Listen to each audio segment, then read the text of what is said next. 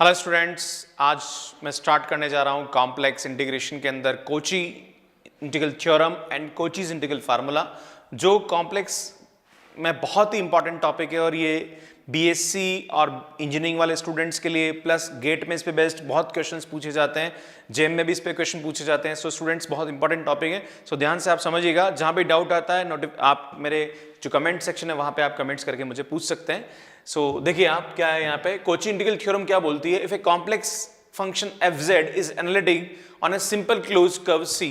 एक कोई close curve है जिसके अंदर ये पूरा जो फंक्शन एफ जेड है ये क्या है, एनालिटिक है, राइट। ये यहाँ पे क्या है, ये एनालिटिक है। अगर ये एनालिटिक है तो इसका जो इंटीग्रेशन होगा वो क्या होगा, जीरो होगा। इसका प्रूफ है और मैं प्रूफ आपको अलग से समझाऊंगा। मैं यहाँ प्रूफ नहीं बताऊंगा, मैं स्टेटमेंट बताऊंगा और उस पर बेस्ड न्यूमेरिकल बताऊंगा।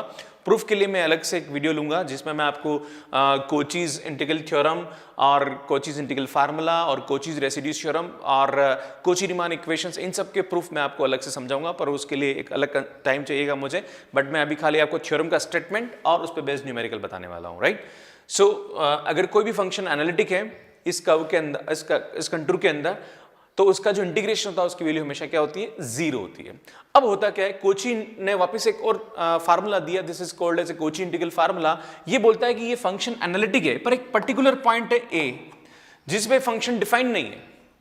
तो इस पॉइंट पर डिफाइन नहीं है तो इसका मतलब इसके इंटीग्रल की वैल्यू क्या होगी, जीरो नहीं आएगी। तो इसके इंटीग्रल की वैल्यू ये आती है ना, इसके बराबर आती है ना। तो ये थ्योरम क्या बोलती है, if f Z is an analytic function in a close curve C and if a is any point within C, मतलब ये एनालिटिक है पर इसके अंदर एक a पॉइंट है तो इसकी वैल्यू इसके बराबर है। अब देखिए a पे वैसे भी फंक्शन डिफाइन नहीं हो रहा है ना, जैसे a पे ये क्या हो रहा है, इनफाइनाइट हो रहा है, राइट। तो this is called singular point, इसको हम बोलते हैं सिंगुलर पॉइंट या जीरोस भी बोलते हैं, राइट। सिंगुलर पॉइंट वो पॉइंट होता है जहां पे फंक्शन एनालिटिक नहीं होता है, मतलब ये जो a है इस पॉइंट पर ये फंक्शन एनालिटिक नहीं हो रहा है। अगर एनालिटिक नहीं हो रहा है तो कोचीज थ्योरम के हिसाब से उसकी वैल्यू जीरो के बराबर नहीं होगी, कुछ वैल्यू आएगी। तो वो वैल्यू क्या आएगी, वो ये आएगी, है ना। अगर मैं इसको थोड़ा सा सिंप्लीफाई करूं तो मैं इसको ऐसा भी लिख सकता हूं, integration of F Z Z minus A D Z. मैं इस 2πi को उधर ले जाता हूं, so this is 2πi F A, है ना। उसको हम ऐसा लिखते हैं, राइट। अब इसके दो तीन और फार्मूले हैं। अगर मैं इसी फार्मूले को डिफरेंशिएट करूं, है ना, differentiate this formula 1 with respect to a partially, हम इसको a के रेस्पेक्ट में डिफरेंशिएट करते हैं। तो जैसे मैं a के रेस्पेक्ट में डिफरेंशिएट करूंगा तो ये आएगा एफ जेड और 1 अपॉन a, तो क्या आएगा, माइनस का 1 अपॉन a स्क्वायर और माइनस a का वापस a हो जाएगा, तो ये आएगा आपके पास 2πi एफ डैश a।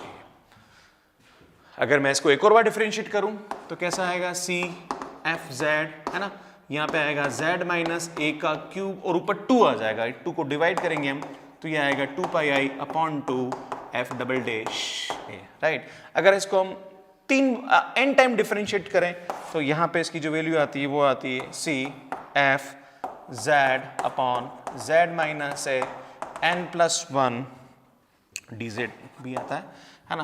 तो इसकी वैल्यू आती है 2πi upon n factorial f n. तो ये फार्मूले होते हैं जो यूज में आने वाले हैं और आगे मैं कुछ क्वेश्चंस बताऊंगा वहां पे यूज में आने वाला है, क्लियर। सो कुछ क्वेश्चंस देखेंगे इस पे बेस्ड।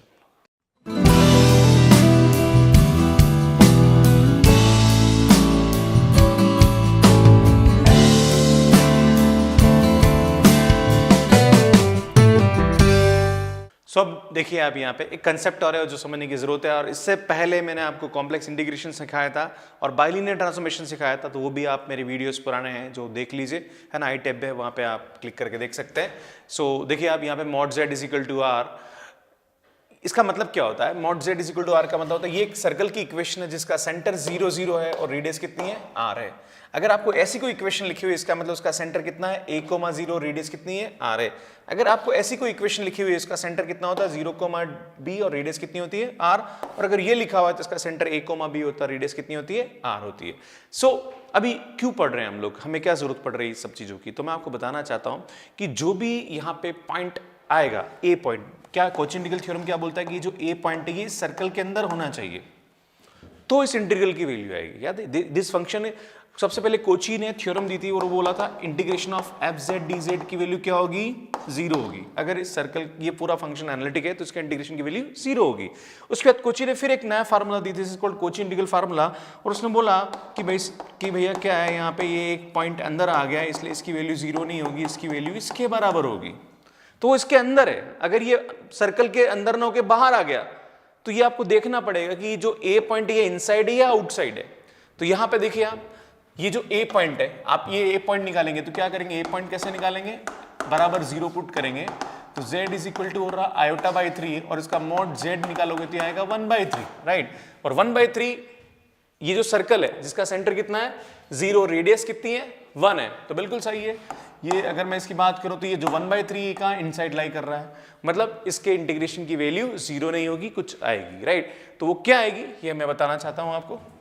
तो देखिए आप क्या करेंगे, सबसे पहले तो हम क्या करें, ऊपर वाले को एफ जेड मान लें, let f Z is equal to z³ - x, right. तो हम क्या करते हैं, मैं सबसे पहले यहां से 3 कॉमन ले लेता हूं, 3 कॉमन लिया और मैंने इसको ऊपर वाले को तो एफ जेड मान ही रखा है, तो z - i/3, क्लियर है ना। अब देखिए ये थ्योरम को देखिए, F Z upon Z minus है डी जेड की वैल्यू किसके बराबर होती है, 2πi/fa। ए कौन सा, ये वाला पॉइंट। तो अगर मैं आपसे बात करूं तो इसकी वैल्यू किसके बराबर होगी, 2πi/3 के बराबर होगी, है ना। z माइनस है डी जेड किसके बराबर होगी, 2πi/fa, राइट। ये और ये दोनों सेम ही है ना, ये वाला और ये वाला सेम ही, बस 1/3 हटा दीजिए आगे से, राइट। सो 2πi, और आपके पास जो एफ जेड है वो कितना दे रखा है, तो कितना आएगा यहाँ पे 2πi/3, और ये उठा के यहाँ रखेंगे तो ये आएगा i/3, है ना, i/3 का क्यूब -6। ना इसको सॉल्व करेंगे अपन, तो 2πi/3 i/3, और i/3 की वैल्यू होती -i अपॉन ये आएगा 3927 अपॉन -6। ना सिंप्लीफाई कर लीजिए आप और माइनस कॉमन निकाल लीजिए, सो ये आएगा 2πi/6 अपॉन, एलसीएम ले लीजिए या फिर ना एलसीएम लें तो कोई दिक्कत नहीं, आप इसको ऐसा इतना ही लिख लीजिए, ज़्यादा अच्छा है। So this is -2πi/3 i/27 + 6, तो ये आपका आंसर होगा। से एक और क्वेश्चन देखिए आप, है ना, यहाँ पे भी हम वही काम करेंगे, पर पहले यहाँ पे ये जो ऊपर वाला है इसको क्या मान लीजिए, let f Z is equal to cos 2πz मान लीजिए, है ना।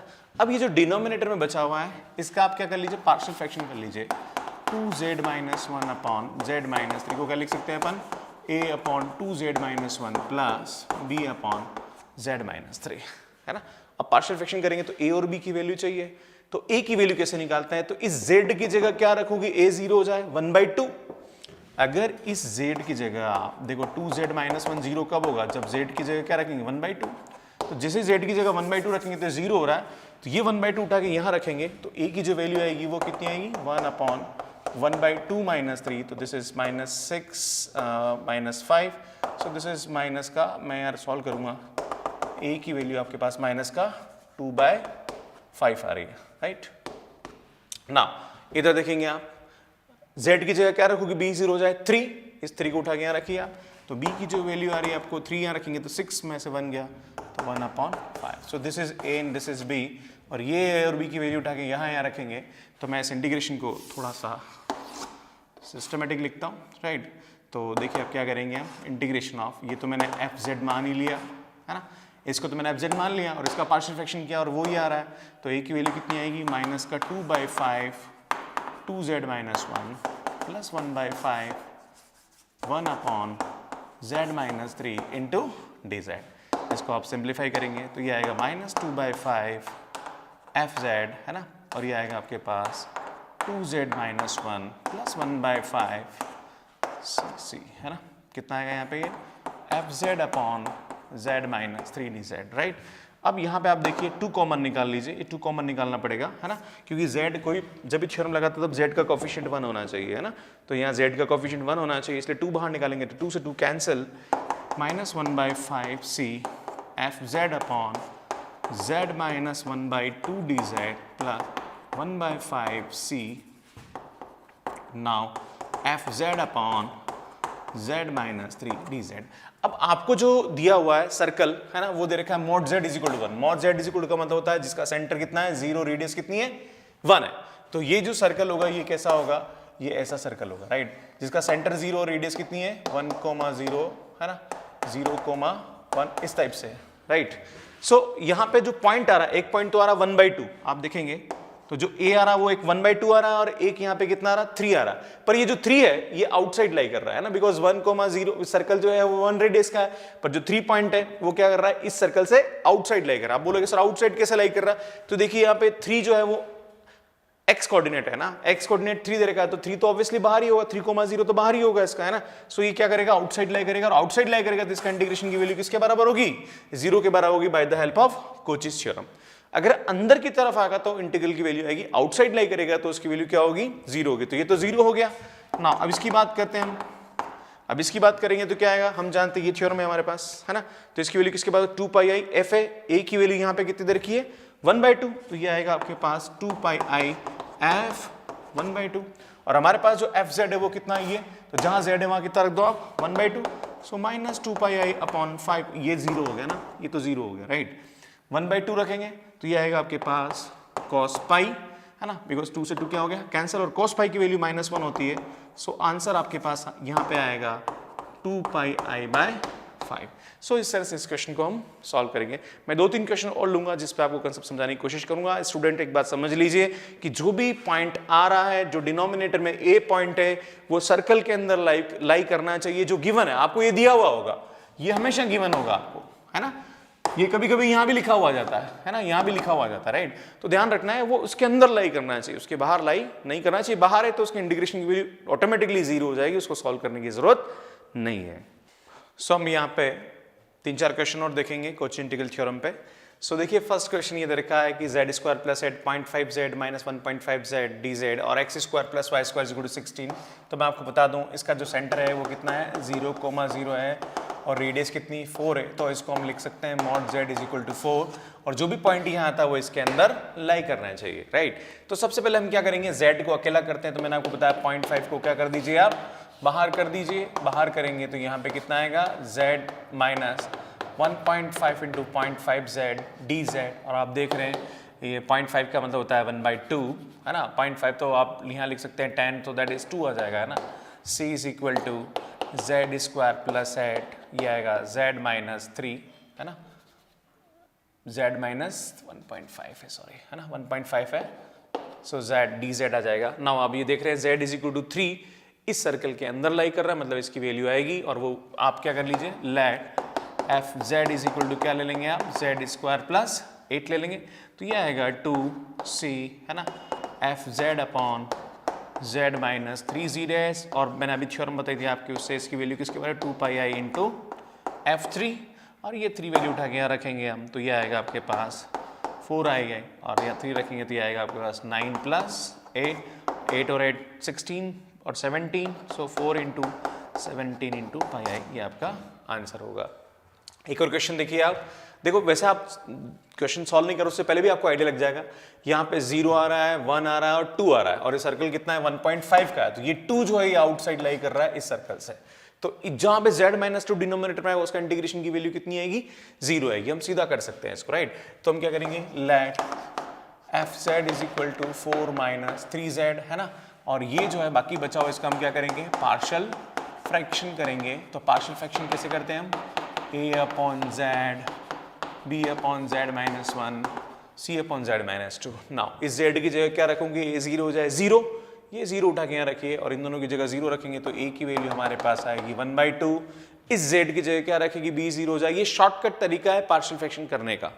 z की जगह 1 रखने पर b 0 हो रहा है, ये 1 रखिए आप, तो b की जो वैल्यू आएगी यहाँ 1 और यहाँ 1 रखेंगे तो ये -1 आएगा, और z की जगह क्या रखेगी c 0 हो जाए 2, ये 2 उठा के यहाँ रखिए तो 2 - 1 दैट इज 1/2, तो c भी आपके पास कितना आ रहा है 1/2 आ रहा है। नाउ अब क्या करिए आप ये रख दीजिए यहाँ पे वैल्यू में, थोड़ा सा जगह है तो मैं इसको यूज़ कर लेता हूँ, है ना, = नाउ ये c है, ये हमारे पास fz है। नाउ कितना आएगा देखो 1/2/z, नाउ b की वैल्यू कितनी है आपके पास -1/z - 1, और c की वैल्यू है आपके पास z - 2 × dz। नाउ इसको सिंप्लीफाई करेंगे हम, c 1/2 बाहर निकाल दीजिए, fz z dz। नाउ यहाँ पे कितना आएगा ये C F Z upon Z minus 1 D z plus 1/2 f Z upon Z minus 2 into d z. Now अब जानते हैं ये नहीं है तो 0 लिख दीजिए, है ना। सो इसकी वैल्यू, अब ये 0 इनसाइड लाई कर रहा है तो इसकी वैल्यू किसके बराबर आएगी, 2 पाई आई एफ 0 माइनस ये 1 भी इनसाइड लाई कर रहा है, इसकी वैल्यू आएगी 2 पाई आई एफ 1, पर ये आउटसाइड लाई कर रहा है इसलिए इसकी वैल्यू कितनी आ जाएगी, 0 आ जाएगी, है ना। नाउ क्या करेंगे, एफ 0 है, जहाँ पे z है वहाँ 0 रख दीजिए, 0 रखेंगे तो कितना बचा 4, ये 2 से 2 कैंसल, पाई आई और ये आएगा 4 माइनस 2 पाई आई, जहाँ पर z है वहाँ 1 रखेंगे, 4 में से 3 गया तो 1। नाउ यह है आपके पास 4i minus 2 pi i that is equal to 2 pi i, ये हमारा आंसर होगा। अब यह ध्यान दीजिए कि डिनोमिनेटर में स्क्वायर, मैंने आपको बताया था जब मैंने स्टार्टिंग में जब नोट लिखवाया था तब मैंने डिफरेंशिएट करने वाले कुछ फार्मूले सिखाए थे, तो वो मैं फार्मूला एक बार लिख देता हूँ, वो फार्मूला यहाँ यूज़ होने वाला है। तो मैंने आपको बताया था C F Z upon Z minus A power N plus 1 D Z is equal to क्या आएगा यहाँ पे हमारे पास value 2 pi I F N A upon N factorial, right, है ना। तो यहाँ 4 है ना, तो n की वैल्यू ये 4 है तो n plus 1 is equal to कितना आएगा, n प्लस 1 हमारे पास 4 आएगा, तो n की वैल्यू हमारे पास कितनी आएगी, 3 आएगी, राइट। तो वही सेम कंसेप्ट हम अप्लाई करेंगे, तो लेट क्या आएगा, F Z is equal to E की पावर 2z, और देखिए यहाँ z की वैल्यू -1 आ रही है ना, और ये सर्कल टू सेंटर का मैं बता देता हूँ आपको, है ना। ये सर्कल है जिसका रेडियस सेंटर 0, रेडियस कितना है 2 है, तो रेडियस 2 है, तो ये इस टाइप का सर्कल होगा जिसका यहाँ 0,2 ये आएगा, देन 0,-2 है ना, -2,0। अब देखो z इज इक्वल टू -1 आ रहा है और ये -1 इस सर्कल के इनसाइड लाई करेगा, याद है, क्योंकि -1 तो यहाँ आएगा और ये इनसाइड लाई करेगा, है ना, तो प्लस माइनस दोनों ही इनसाइड लाई करते हैं, राइट।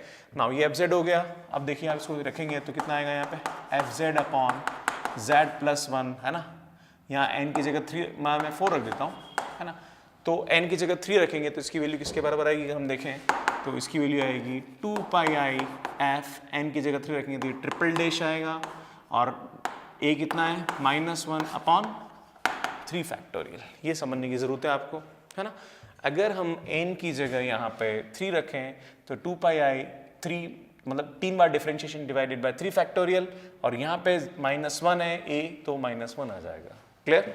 नाउ इधर देखिए इसकी वैल्यू किसके बराबर आएगी, 2 पाई आई अपॉन 6। नाउ इसको 3 बार डिफरेंशिएट करें, एक बार करेंगे तो 2 आगे आएगा, दूसरी बार करेंगे 2 आगे आएगा, तीसरी बार करेंगे 2 आगे आएगा, तो ये कितना आएगा 8 e की पावर, जहाँ z है वहाँ कितना रखेंगे -2, और देन इसको सिंप्लीफाई करेंगे तो ये आएगा 8 पाई आई e की पावर -2 अपॉन 3, इसका आंसर होगा। तो इस तरह से इस क्वेश्चन को हम यहाँ पे क्या करेंगे, सॉल्व करेंगे। ऐसे ही एक और क्वेश्चन देखिए आप, यहाँ 2 दे रखा है तो n plus 1 is equal to 2 आ जाएगा, तो n की वैल्यू कितनी आएगी, 1 आएगी, है ना, ध्यान रखना है यहाँ पे, ओके। सो यहाँ देखिए इसका पोल, इसका सर्कल कैसा होगा, ये 1 रेडियस का सर्कल होगा, 1,0, 0,1, और यहाँ π/6 दे रखा है, राइट।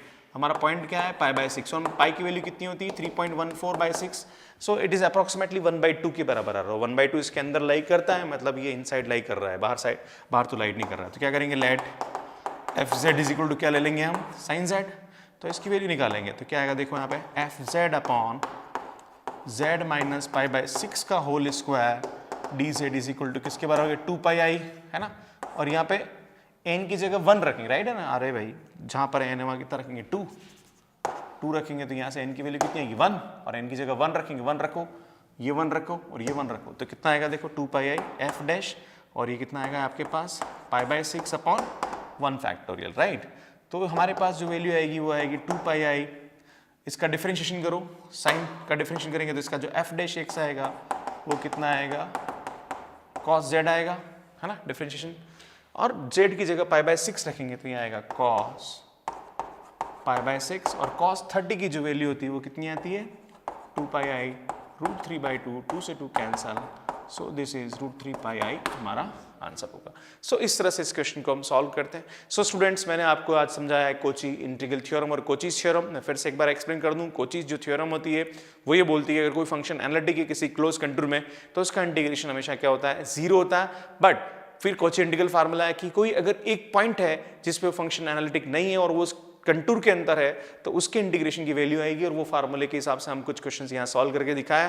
पर ये ध्यान देने की जरूरत है कि जो भी हमें पॉइंट्स दे रखा है, मतलब जो जीरोस दे रखे हैं या सिंगुलर पॉइंट दे रखा है, वो उस सर्कल के अंदर लाई करना चाहिए। अगर वो आउटसाइड लाई कर रहा तो उसका इंटीग्रेशन सीधा का सीधा जीरो होता है। स्टूडेंट हमेशा क्वेश्चन करते हो तो ये ध्यान नहीं देते हैं, सो आप ध्यान रखें इस सब चीज का।